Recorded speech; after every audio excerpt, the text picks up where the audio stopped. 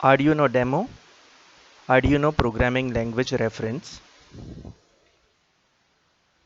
So please refer to the Arduino language reference web page available on the Arduino website.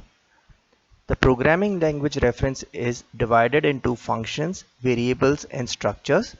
Functions are used for controlling the Arduino board and performing computations. Variables define the Arduino data types and constants used in the Arduino sketch. And the structures are the elements of the Arduino C++ code. In this playlist, where we will be doing a few Arduino demo setups using the basic LED and buzzer circuit, we will be using the following. From the functions, we have to use digital I/O functions such as digital read, digital write, and pin mode to define and configure the digital pins which are used on the Arduino board. A serial communication will be set up so that input and output can be observed from the serial monitor, and some time functions such as delay microseconds, micros, millis will be used as required. Variables, we have to define variables because the basic Arduino sketches are like C programs.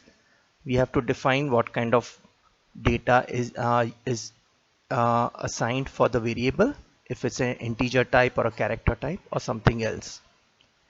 Structures, this forms the heart of every program. So the Arduino sketch will have two basic functions. One is the setup function and a loop function.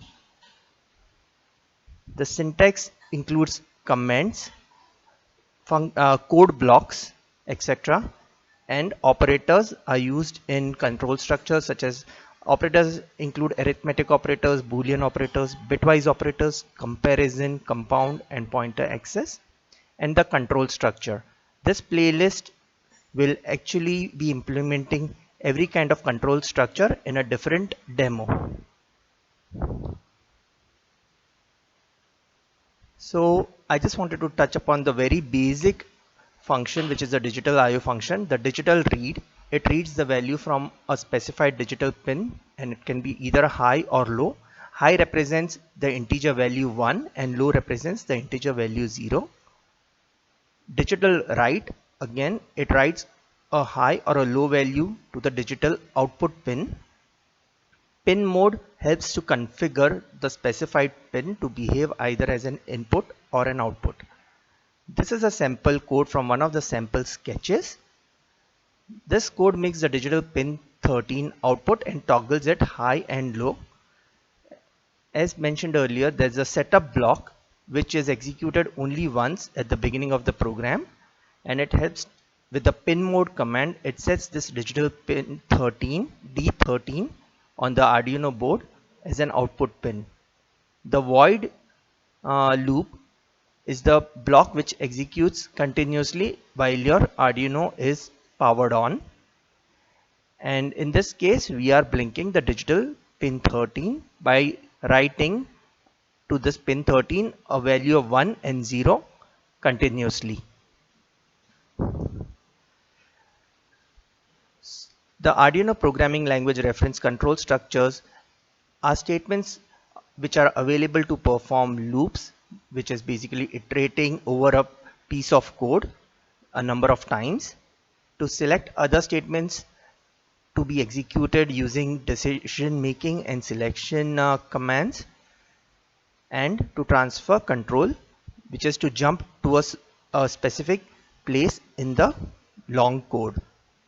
Now these are the kind of control structure statements which are available, which are also available in basic C programming. It is if else, for, while, do while, switch case, break, continue, and go to. I want to revisit the push button debounce function again, as I've made a minor change to it. I have created the debounce edge header file for including in the main Arduino demo sketch in this. Yes, so the debounce header file, it consists of the Boolean debounce function. This debounce function is basically the example code which is provided with the Arduino IDE. You can see it when you open your Arduino IDE and go under File, Example 0.2 Digital and Debounce. The reason I did it is because I wanted to only include this debounce.h into my main Arduino demo sketch.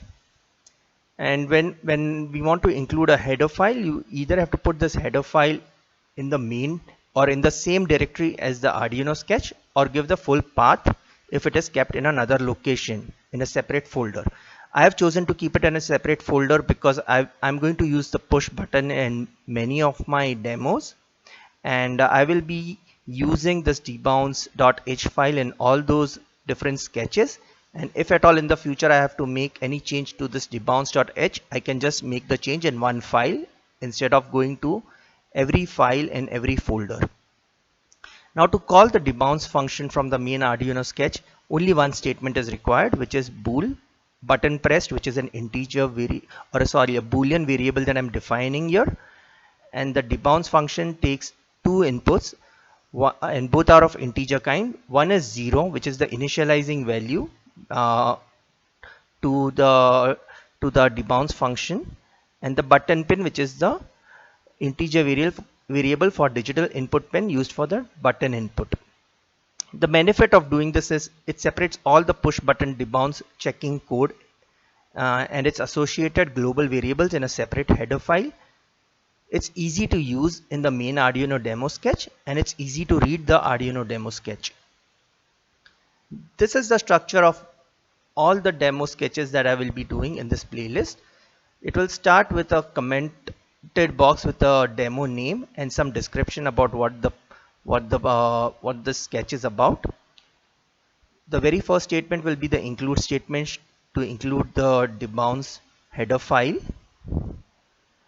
Then there will be some initializing of global variables which is specific to this Arduino sketch, and those will be mostly the digital input output pin numbers used in the basic circuitry that I've already explained in one of my earlier videos.